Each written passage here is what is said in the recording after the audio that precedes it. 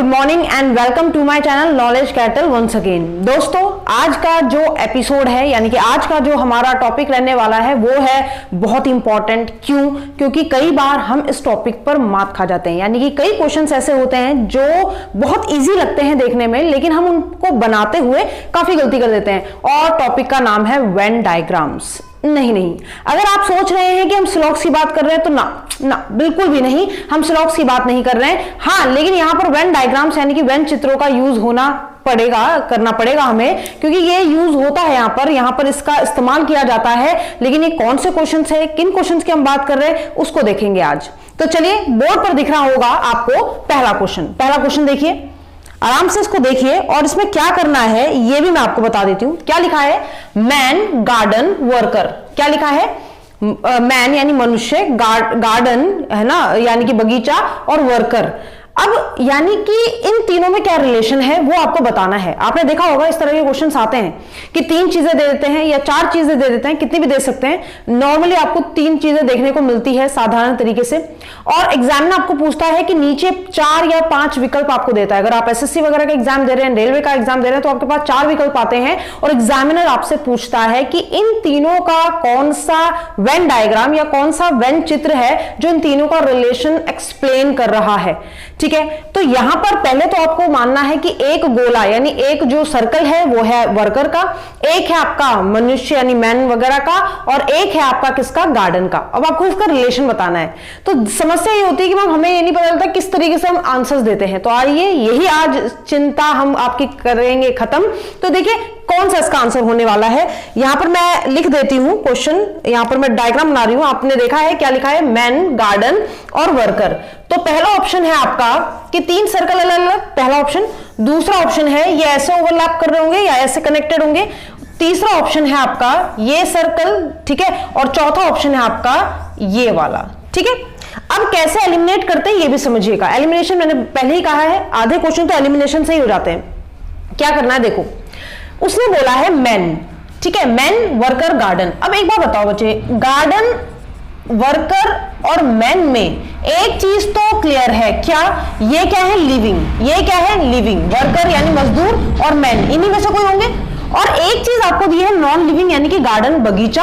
ठीक है, यानी बगीचे का संबंध ना तो वर्कर से है ना मैन से। अब बच्चा क्या सोचता है? बच्चा सोचता है नहीं गार्डन में वर्कर काम करते हैं ना, मजदूर माली काम करते हैं ना, उसकी बात नहीं हो रही है। ये अब बात हो रही है कि कौन सी चीज किसको कंटेन करती है। तो जरा देखिएगा, इतना तो क्लियर है कि गार्डन अगर इन दोनों से रिलेटेड नहीं है तो इसका जो सर्कल बनेगा इट शुड बी आइसोलेटेड, यानी कि वो अलग बनेगा, बिल्कुल बनेगा, है ना। अगर वो अलग बनेगा नहीं, एक डायग्राम आपको इसका ऐसा चाहिए, इसका डायग्राम जो भी बनेगा उसमें एक सर्कल अलग होगा, यानी ये आंसर हो सकता है क्योंकि इसमें एक सर्कल अलग है, बाकियों का हमें नहीं पता। ये आंसर हो सकता है, लेकिन ये दोनों आंसर कभी नहीं हो सकते। क्यों नहीं हो सकते?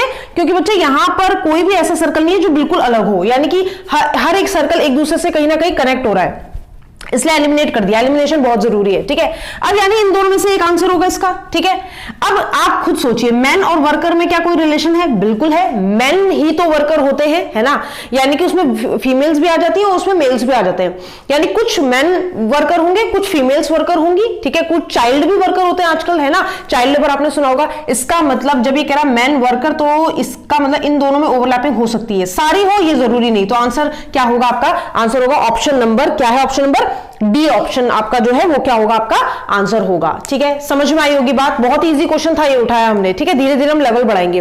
ठीक, तो यहां पर ये हो गया मैन मान लो, ये हो गया वर्कर, और बच्चे ये हो गया गार्डन। गार्डन बिल्कुल इनसे आइसोलेटेड है, अलग है। और मैन में कुछ मैन जो होंगे वो वर्कर भी हो सकते हैं, कि कुछ जो मजदूर हैं, बाकी कुछ और कुछ है। ठीक है, तो सबसे अच्छा रिलेशन इन तीनों का अगर कोई स्पेसिफाई कर रहा है तो वो है ऑप्शन नंबर डी। समझ में आया? चलिए बढ़ते हैं नेक्स्ट क्वेश्चन की तरफ। नेक्स्ट क्वेश्चन देखिए फटाफट से अपनी स्क्रीन पर। चलिए अब देखो क्या दिख रहा है? बेड, वार्ड और नर्स। सभी को पता है, ठीक है, कि बेड, वार्ड और नर्स। वार्ड किसे बोलते हैं? हॉस्पिटल का वो रूम जहां पर आपका पेशेंट होते हैं, उन्हें वार्ड्स में डिवाइड किया जाता है, वार्ड वो है। और बेड जो बेडिंग होती है पेशेंट के लिए, और नर्स जो हमारा वहां ख्याल रखती है। ठीक है, अब देखो जरा ध्यान से, नर्स में आप मेल भी ले सकते हो, फीमेल भी लग सकते हो, डिपेंड करता है। तो बच्चा जब लिखा उसने कि बेड, फिर बोला वार्ड और फिर बोला क्या? नर्स। ठीक है, अब आप खुद सोचो, पहले इन तीनों को ध्यान से देखो, डायग्राम बाद में देखेंगे, ठीक है। पहले इन तीनों को ध्यान से देखो, तीनों में क्या कहा गया है कि तीनों का रिलेशन या तो वो कह रहा है ये होगा, ठीक है, या तो वो सेकंड ऑप्शन कह रहा है ये होगा, और या तो वो कह रहा है ओवरलैप होगा, इस तरीके से तीनों का रिलेशन, और या तो होगा तीनों अलग अलग। देखने में तीनों अलग अलग लग रहे हैं, लेकिन क्या कनेक्शन है? बिल्कुल है। वार्ड के अंदर ही क्या लगे होते हैं? बेड। अब कुछ बच्चे कहते हैं कि मैम एक बार बताओ, हो सकता है ये बेड हमारे घर वाला बेड हो? हाँ, हो सकता है, बिल्कुल हो सकता है, पर जरा रिलेशन देखो। आपको ये चीजें जो ऑप्शंस दिए होते हैं बेटा, उनसे भी क्लियर करनी पड़ती है। जैसे मान लो ये मुझे पता है बेड है, वार्ड है और नर्स है, ये नॉन लिविंग थिंग है, ये भी नॉन लिविंग थिंग है, पर ये क्या है? ये एक लिविंग थिंग है। समझना, ये नॉन लिविंग है, ये लिविंग है। इसका मतलब इसका तो गोला अलग ही बनना है, क्लियर है, बिल्कुल एज से सेम जैसे प्रीवियस क्वेश्चन किया था। अगर इसका गोला अलग बनना है तो ये तो आंसर कभी हो नहीं सकता, ये भी आंसर नहीं हो सकता, क्योंकि इसमें तीनों क्या है? लिंक्ड है, ठीक है। इसका मतलब आंसर शुड भी या तो ये या तो ये, इन दोनों में से एक आंसर होना चाहिए।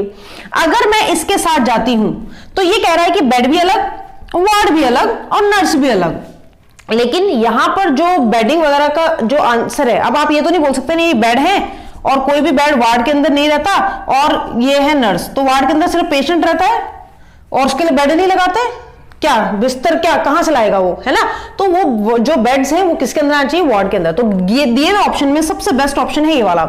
ये है आपका बेड, जो कि किसके अंदर लगाया? हॉस्पिटल के वार्ड के अंदर, और ये है नर्स, जो वहां अंदर जा भी सकती है और बाहर भी आ सकती है, बट वो क्या है? एक क्या है? लिविंग थिंग है, तो हम उसको अंदर नहीं दिखा सकते, लेकिन वार्ड के अंदर बेड होंगे, ये कंफर्म है, ठीक है। तो आंसर होगा क्या? ऑप्शन नंबर ये वाला, ठीक है। चलिए नेक्स्ट क्वेश्चन देखते हैं। नेक्स्ट क्वेश्चन क्या है? चलिए नेक्स्ट क्वेश्चन देखिए, periodical, weekly and book. Periodical और वीकली और फिर क्या है? बुक। अब जरा ध्यान से देखना, ठीक है। तीन चीजें दी हुई हैं आपको।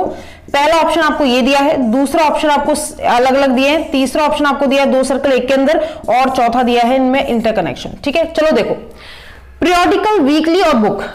अब आती है दिक्कत बच्चे को, ठीक है। दिया है पीरियोडिकल, वीकली और बुक। पीरियोडिकल मतलब क्या होता है? किसी भी समय की अवधि को हम पीरियोडिक बोलते हैं। जैसे क्लास में कौन सा पीरियड चल रहा है, कितने घंटे का पीरियड है, कितने मिनट का पीरियड है ना, कितने मिनट की क्लास है, तो ये पीरियड ही तो है, एक निश्चित अवधि को पीरियड बोलते हैं।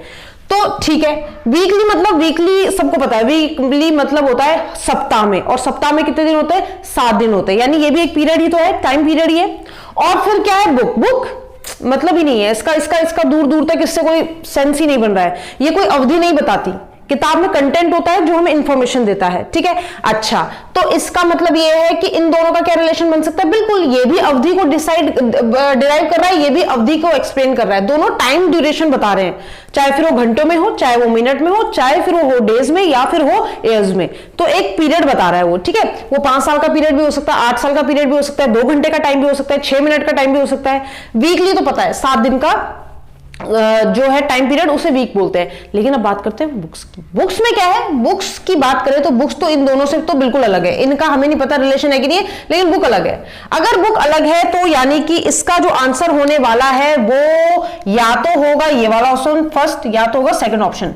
ये तो बिल्कुल नहीं हो सकता, समझ रहे हो ना? क्यों? क्योंकि बुक अलग है।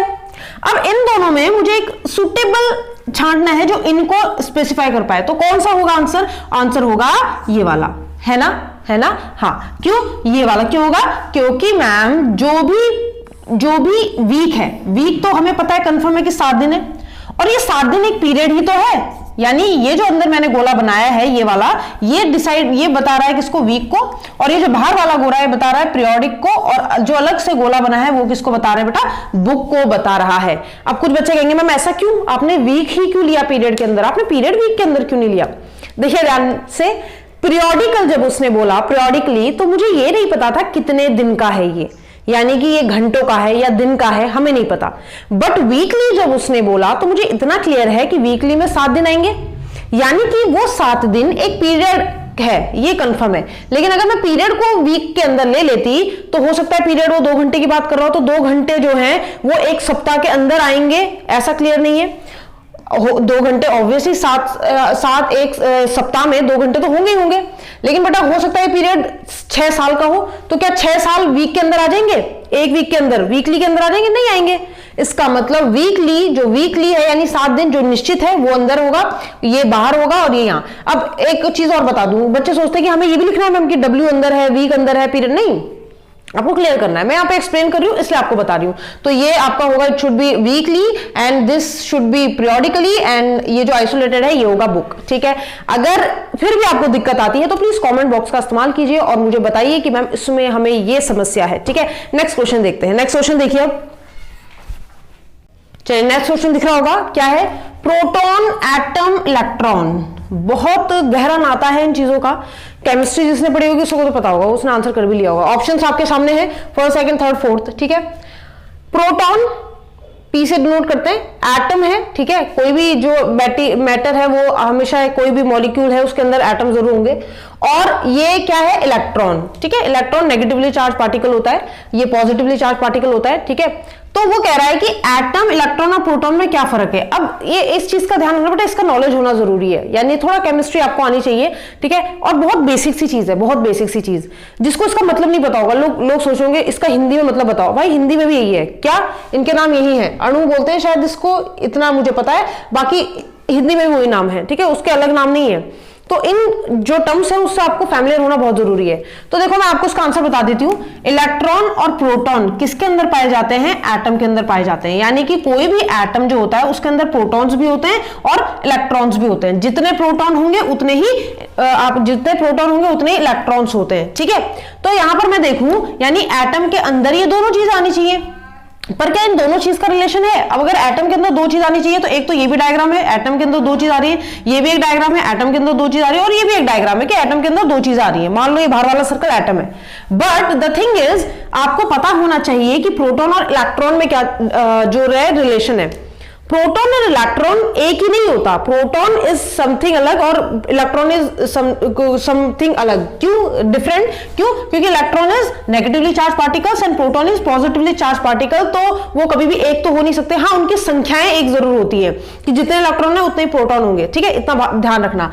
तो इसका मतलब ये तो रिलेशन हो ही नहीं सकता। क्यों नहीं हो सकता, क्योंकि आपका कहने का मतलब ये है कि ये एटम हो गया, ये प्रोटॉन हो गया और कुछ प्रोटॉन इलेक्ट्रॉन है, कैसे हो जाएंगे, ये पॉजिटिव है ये नेगेटिव है, कैसे हो जाएंगे। तो इन दोनों को क्या रखना है आपको अलग से, तो आपका आंसर होगा ये वाला, ठीक है। ये भी नहीं होगा बेटा, क्योंकि इसका ये मतलब है कि या तो इलेक्ट्रॉन प्रोटॉन के अंदर है या तो प्रोटॉन इलेक्ट्रॉन के अंदर है, जो कि नहीं होता। ये दोनों आइसोलेटेड रहते हैं, लेकिन एटम जो है एटम के अंदर प्रेजेंट दोनों रहते हैं, ठीक है। चलिए बढ़ते हैं नेक्स्ट क्वेश्चन की तरफ। नेक्स्ट क्वेश्चन क्या है अब ये देख लेते हैं। चलिए ये बहुत ही मजेदार क्वेश्चन है, ठीक है। पहले वीडियो को पॉज करो और अपना आंसर बताओ मुझे कि आप क्या आंसर रखने वाले हो उसका, क्योंकि यहां पर होने वाले हैं बहुत बच्चे गलत, बहुत बच्चे। देखते हैं क्या है, कह रहा स्टार्स यानी सितारे हमें पता है, हम देखते रहते हैं। मून हमें ये भी पता है, और सन वो क्या सूरज ना, सूरज हमें ये भी पता है। तो सूर्य, चंद्रमा और सितारे, आंसर क्या होगा। देखो तीनों क्या है, यूनिवर्स में रहने वाली, या आप बोल सकते हो स्काई में चमकने वाली चीजें हैं, है ना। तीनों की तीनों ऊपर ही रहती हैं आसमान में। तो जरा देखते हैं, आसमान तो है नहीं कि आसमान के अंदर एक सूरज, एक मून और एक आपका स्टार्स, नहीं।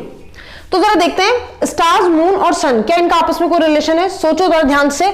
जो बच्चे आंसर लगा रहे हैं ये, या जिन लोगों को लग रहा है कि ये इसका आंसर है, तो मैं बता दूं ये आंसर नहीं है, ठीक है। कुछ लोग सोच रहे हैं मैम ये सन हो गया, ये मून हो गया और ये हो गया हमारे स्टार्स। नहीं बेटा, ऐसा नहीं है।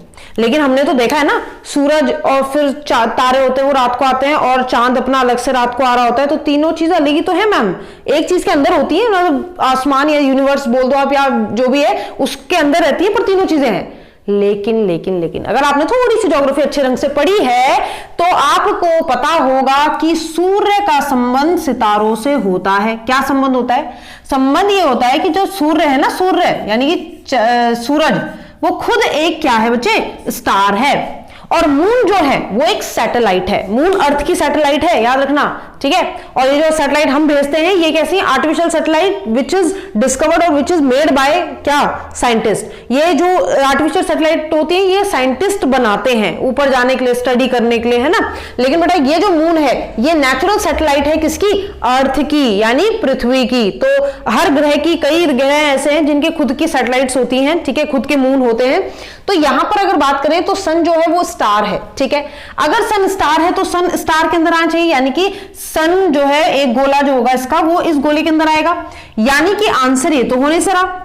यहां पर क्या है, यहां पर अगर मैं कर दूं तो ये सन मान लो या स्टार मान लो या मून मान लो तो ऐसा लग रहा है इसका कुछ पार्ट इसके अंदर है, नहीं ये गलत है। ठीक है, अगर मान लो ये, तो इसका मतलब है कि मान लो ये कोई चीज है और उसके अंदर दो चीजें, सन के अंदर मून और स्टार है, ऐसा भी नहीं है, मून के अंदर सन और स्टार है, ऐसा भी नहीं है, और स्टार के अंदर मून और सन है, ऐसा भी नहीं है। तो आंसर क्या होगा बच्चे, एक ही ऑप्शन तो बचा है, ये वाला। ठीक है, इसमें ये क्या है मैं बता दूं, ये है आपका सन, सूरज, और ये क्या है बच्चे, सूरज जो होता है एक स्टार होता है। स्टार सारे सूरज नहीं होते, सूरज जो है वो एक स्टार है, वन ऑफ द स्टार में से एक है, और ये क्या है आपका मून। ठीक है, तो ये बात भी ध्यान रखना, ऐसे भी फंसता है स्टूडेंट। ठीक है, आपको लगता है कि यार हमने सही तो लगाया था लेकिन नंबर कैसे काट लिया एग्जामिनर ने, तो उसके पीछे राज है, ऐसे नहीं काट रहा है वो किसी का नंबर। ठीक है, चलिए बढ़ते हैं नेक्स्ट क्वेश्चन की तरफ, फटाफट इसका स्क्रीनशॉट ले लो फटाफट से और बढ़ते हैं नेक्स्ट क्वेश्चन।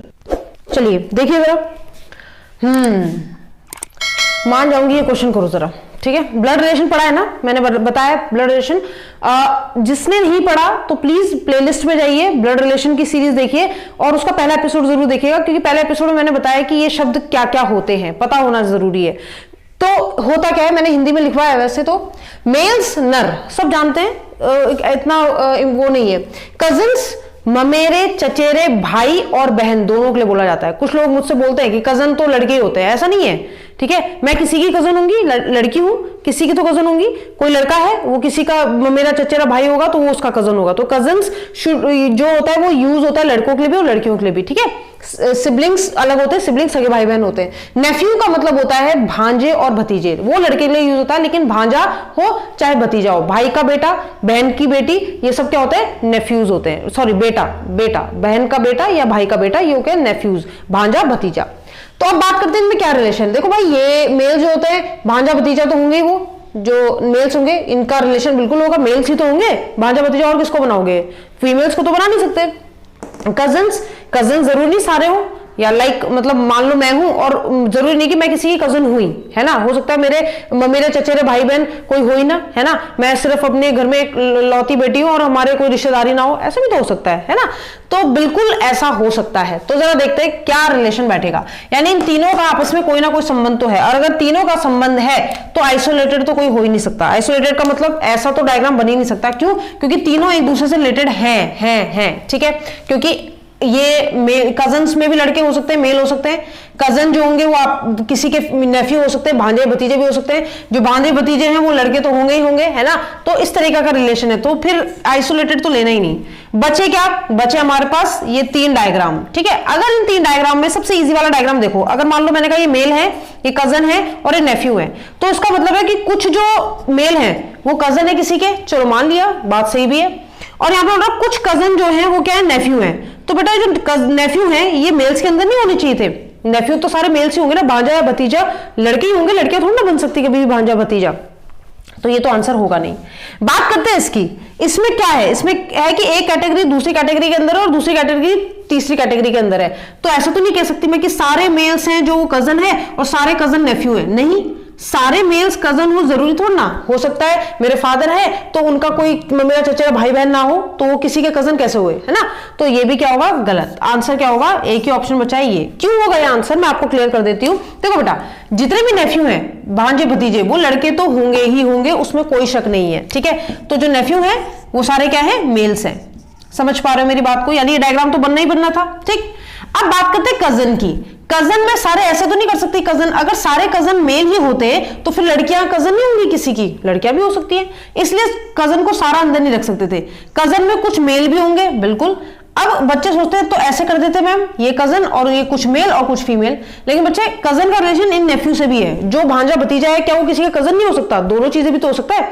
मान लो मैं लड़का हूं और मैं किसी का भांजा हूं, और मेरी एक बुआ की बेटी है, मैं उसका कजन भी तो हूं, तो एक साथ ही हो गया, है ना।